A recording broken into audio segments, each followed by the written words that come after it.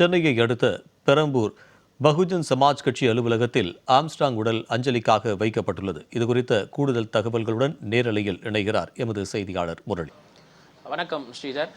தமிழக பகுஜன் சமாஜ் கட்சியின் மாநில தலைவர் ஆம்ஸ்ட்ராங் நேற்று 6 பேர் கொண்ட மர்ம நபர்களால் வெட்டி படுகொலை செய்யப்பட்டிருக்கிறார். இந்த சம்பவம் தொடர்பாக செம்பியம் காவல்துறையினர் வழக்கு பதிவு செய்திருந்தார்கள். இந்த நிலையில் இந்த விவகாரம் தொடர்பாக பெரம்பூர் சுற்றுவட்டார பகுதி முழுவதுமாக ஒரு பதட்டமான சூழ்நிலை நேற்று இரவு முதல் இருந்தது. மேலும் இந்த பகுதி முழுவதுமாக 500க்கும் மேற்பட்ட போலீசார் குவிக்கப்பட்டிருக்கிறார்கள். முதற்கட்டமாக அந்த சம்பவம் நடந்த இடத்தில் உடனடியாக அவருடைய உறவினர்கள் அந்த உடலை மீட்டு உடனடியாக அருகில் இருக்கக்கூடிய மருத்துவமனைக்கு எடுத்து சென்றிருக்கிறார்கள். அங்கு அவருக்கு மருத்துவ பரிசோதனை அளிக்கப்படவில்லை. இதனை அடுத்து சென்னை அப்போலோ மருத்துவமனைக்கு அளித்த சூழ்நிலையில் அங்கு அவர் வரும் வழியிலேயே இறந்துவிட்டதாக அப்போலோ மருத்துவர்கள் தெரிவித்ததை அடுத்து அவருடைய உடலானது பிரேத பரிசோதனை செய்ய வேண்டும் என ராஜீவ்காந்தி அரசு மருத்துவமனைக்கு நேற்று இரவே கொண்டு சென்றிருந்தார்கள். அந்த இடத்தில் பகுஜன் சமாஜ் கட்சியின் ஆதரவாளர்கள், தொண்டர்கள் அனைவரும் குவிக்கப்பட்டு தொடர் போராட்டங்கள், சாலை மறியலில் ஈடுபட்டிருந்தார்கள். உண்மையான குற்றவாளிகளை கைது செய்ய வேண்டும் என அவர்களுடைய கோரிக்கையாக இருந்தது. அது மட்டுமில்லாமல் சாலையில் அமர்ந்து அவர்கள் போராட்டத்திலும் ஈடுபட்டிருந்தார்கள். இதனை அடுத்து இன்று காலை சரியாக 8 மணி அளவில் பிரேத பரிசோதனை தொடங்கி அரை மணி நேரத்திற்குள் பிரேத பரிசோதனையும் முடிக்கப்பட்டது.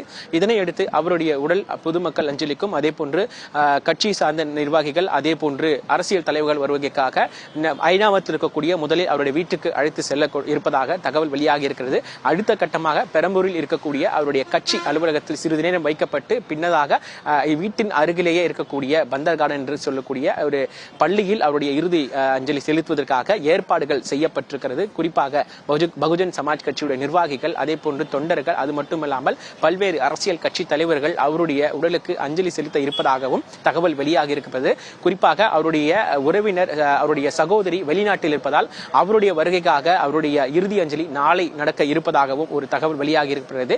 அது மட்டுமில்லாமல் பகுஜன் சமாஜ் கட்சியின் தேசிய தலைவர் அவர்களும் நாளை வர இருப்பதாக தகவல் வெளியாகி இருக்கிறது. இந்த நிலையில் அவருடைய வருகையும் தற்பொழுது காவல்துறையினர் உறுதிப்படுத்தியிருக்கிறார்கள். மேலும் இந்த பகுதி முழுவதுமாகவே கடைகள் எல்லாம் அடைக்கப்பட்டிருக்கிறது. இதனிடையே ராஜீவ்காந்தி அரசு மருத்துவமனை இருக்கக்கூடிய அந்த இடத்திலும் கடைகள் அடைக்கப்பட்டிருக்கிறது.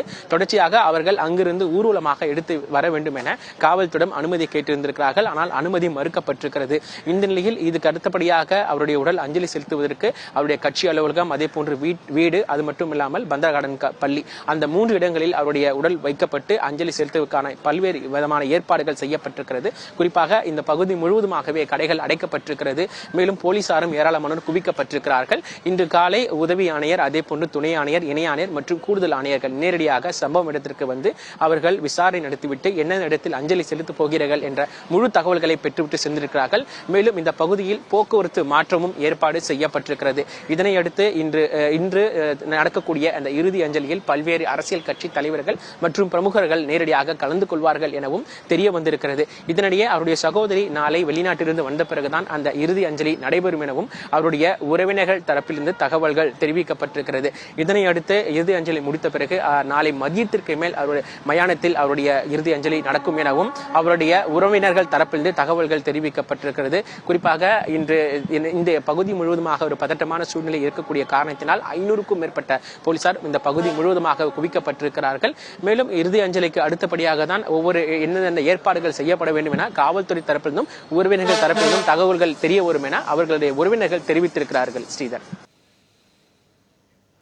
முரளி, பல்வேறு அரசியல் கட்சி தலைவர்களும் ஆம்ஸ்ட்ராங்கின் உடலுக்கு அஞ்சலி செலுத்த வர இருப்பதாக சொன்னீர்கள். அங்கு பாதுகாப்பு ஏற்பாடுகள் எல்லாம் எப்படி செய்யப்பட்டிருக்கிறது? அது குறித்தான கூடுதல் விவரம்.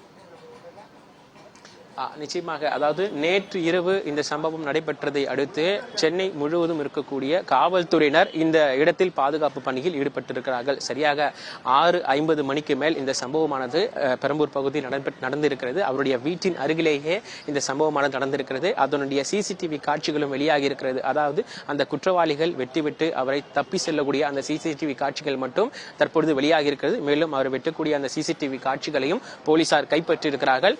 உண்மையில் இந்த 6 நபர்கள் தான் இந்த குற்றத்தை செய்தார்களா என்ற பல்வேறு சந்தேகங்களில் ஆம்ஸ்டாங் உடைய ஆதரவாளர்கள் தொடர்ச்சியாக ராஜீவ்காந்தி அரசு மருத்துவமனையில் போராட்டத்தில் ஈடுபட்டிருக்கிறார்கள். குறிப்பாக உண்மையான குற்றவாளிகளை அவர்கள் கைது செய்ய வேண்டும் என்ற ஒரு கோரிக்கையை வைத்திருக்கிறார்கள். இந்த நிலையில் இந்த பகுதியில் மட்டுமே 500க்கும் மேற்பட்ட போலீசார், அதாவது வடக்கு மண்டல கூடுதல் ஆணையர், அதே போன்று இணை ஆணையர் மற்றும் துணை ஆணையர் தலைமையில் கிட்டத்தட்ட 500க்கும் மேற்பட்ட போலீசார் அவருடைய வீடு, அலுவலகம் மற்றும் உடல் இருக்கக்கூடிய பந்தர் கார்டன் பள்ளி, அந்த 3 இடங்களிலும் பலத்த போலீஸ் பாதுகாப்பு ஏற்பாடு போடப்பட்டிருக்கிறது. அது மட்டுமில்லாமல் ஐநாவரத்தில் இருக்கக்கூடிய அவருடைய வீட்டிலும் போலீஸ் பாதுகாப்பு ஏற்பாடுகள் போடப்பட்டிருக்கிறது. இந்த நிலையில் ஆதரவாளர்கள், தொண்டர்கள் எந்த விதமான அசம்பாவத்தில் ஈடுபடக்கூடாது என்பதற்காக பல்வேறு ஏற்பாடுகளும் செய்யப்பட்டிருக்கிறது. குறிப்பாக இந்த இடத்தில் அஞ்சலி செலுத்துவதற்கு பிறகு நல்லபடியாக மயானத்துக்கு எடுத்து செல்லும் வரை அந்த இடம் வரை போலீசார் கூடுதலாகவே குவிக்கப்பட்டிருக்கிறார்கள். மேலும் நேற்று நடந்த இந்த சம்பவத்தில் இந்த 6 நபர்கள் தான் உண்மையில் குற்றத்தை செய்தார்களா, குறிப்பாக ஆற்காடு சுரேஷுடைய தம்பி மற்றும் அவருடைய நண்பர்கள் என 6 நபர்கள் அண்ணா நகர் காவல் நிலையத்தில் நேற்று இரவே சரணடைந்திருக்கிறார்கள். அவர்களுடன் தொடர் விசாரணை நடத்தப்பட்டு வருகிறது. அந்த நபர்களை நீதிமன்றத்தில் ஆஜர்படுத்தப்பட்டு சிறையில் அடைக்கும் பணியில் போலீசார் ஒருபுறம் ஈடுபட்டு வருகிறார்கள். இருப்பினும் இந்த பகுதியில் எந்த விதமான கலவரமோ எந்த விதமான அசம்பாவிதம் நடக்கக்கூடாது என்பதற்காக இந்த பகுதி முழுவதுமாகவே போக்குவரத்து மாற்றம் செய்யப்பட்டிருக்கிறது. போலீசாரும் குவிக்கப்பட்டிருக்கிறார்கள். மேலும் நாளை இந்த இறுதி அஞ்சலி செலுத்தக்கூடிய காரணத்தால், மேலும் ஞாயிற்றுக்கிழமை என்ற காரணத்தினால் தற்பொழுது போக்குவரத்து பெரிதளவில் பாதிக்கப்படவில்லை என்றாலும் ராஜீவ்காந்தி அரசு மருத்துவர் மட்டும் அந்த இடம் முழுவதுமாக அவர்கள் போராட்டத்தில் ஈடுபட்டிருக்கிறார்கள். மேலும் அங்கிருந்து ஊர்வலமாக கொண்டு செல்வதற்கு அனுமதி கேட்டும் அவர்கள் காவல்துறையிடம் மனு அளித்திருக்கிறார்கள். இருப்பினும் அங்கிருந்து வரக்கூடிய முழுவதுமாகவே அவருடைய ஊர்வலமாக கொண்டு வரக்கூடிய ஒரு காட்சி இருந்தது. இந்த நிலையில் அவருடைய முதலில் ஐநாவரம் வீட்டில் வைக்கப்பட்ட பிறகு அடுத்து கட்சி அலுவலகத்தில் சிறிது நேரம் வைக்கப்படும் என உறவினர்கள் தெரிவித்திருக்கிறார்கள். இதனை அடுத்துதான் பந்தர் கார்டன் பள்ளியில் இறுதி அஞ்சலி செலுத்துவதற்கு ஏற்பாடுகள் செய்யப்பட்டு இருக்கிறது.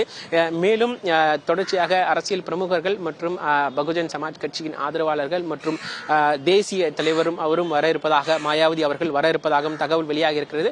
அவர்கள் வந்த பிறகுதான், மேலும் இதனை அடுத்து அவருடைய சகோதரியும் வெளிநாட்டிலிருந்து வந்த பிறகுதான் இறுதி அஞ்சலி தொடங்குவதற்கான வாய்ப்பு இருப்பதாக உறவினர்கள் தரப்பிலிருந்து தகவல்கள் தெரிவிக்கப்பட்டிருக்கிறது. மேலும் காவல்துறையிடம் அவர்களிடம் தொடர்ச்சியாக விசாரணை நடத்தப்பட்டு வருகிறார்கள். அந்த குற்றவாளிகளை நீதிமன்றத்தில் ஆஜர்படுத்தப்பட்டு இன்னும் யார் யாருக்கெல்லாம் இந்த விவகாரத்தில் தொடர்பு இருக்கிறது என்பது தொடர்பாக தொடர் விசாரணைகளும் நடத்தப்பட்டு வருகிறது. ஸ்ரீதர், விரிவான தகவலுக்கு நன்றி முரளி.